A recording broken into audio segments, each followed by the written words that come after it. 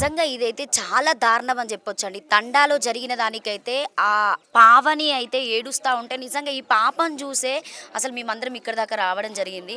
So, నిజంగా వాళ్ళ daddy అంత కసాయిగా వాళ్ళ తల్లితో పాటు ఇద్దరి పిల్లల్ని ఎట్లా చంపాడని చెప్పేసి అయితే అందరు ఆశ్చర్యానికి గురయ్యారు.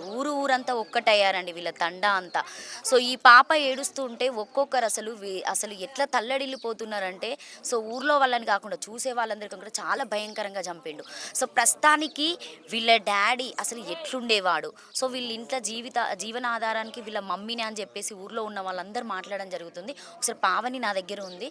సో, పావనితోనైతే మాట్లాడడానికి ట్రై చేద్దాం. ఎందుకంటే పాప 2 రోజులకెళ్ళి ఏడుస్తూనే ఉంది. పావని.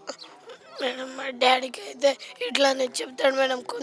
కొంత సార్లు మేడం ఇట్లా ఇట్లా చెప్తాడు మేడం. వేయరు మేడం ఉరి శిక్ష.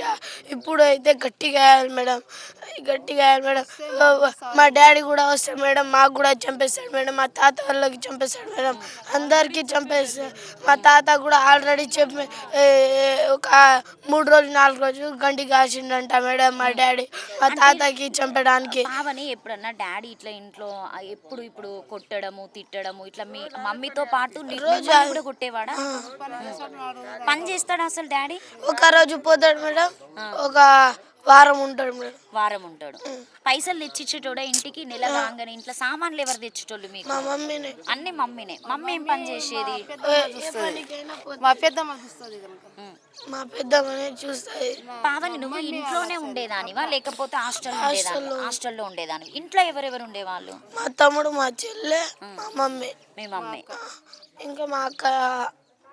ఇప్పుడు నువ్వు హాస్టల్ నుండి వచ్చినావు, నీకేం తెలియదు ఇక్కడ జరిగినాయి అనేటివి. నీకు ఫోన్ చేస్తే వచ్చినావు ఇక్కడికి. అక్క చూసిందా? తోలుకొచ్చిర్రు మేడం. తోలుకొచ్చిర్రు.